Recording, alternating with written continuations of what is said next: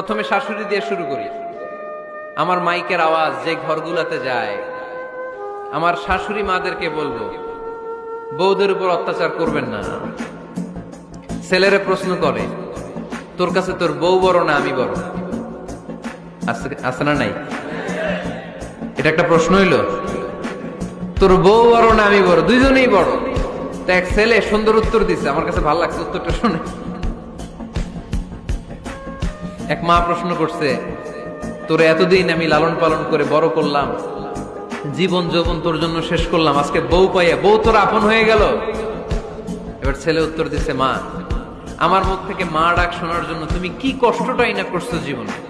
10 মাস আমারে পেটে ধারণ করলা, খাইতে পারো নাই, বমি করছো, খালি ওষুধ খাইছো, তোমার পেট কেটে আমারে বের করা হয়েছে, 2 বছর আমারে দুধ খাওয়াইছো, পেশাব পায়খানা পরিষ্কার করেছো, বয়স যখন 3-4 তখন তোমার আমি মা ডাকছি। এই মা ডাকটা শোনার জন্য তুমি এত কষ্ট করছো, আর আরেকবারের মাইয়া এই ঘরে আইসাই তোমার মা ডাকা শুরু করছে।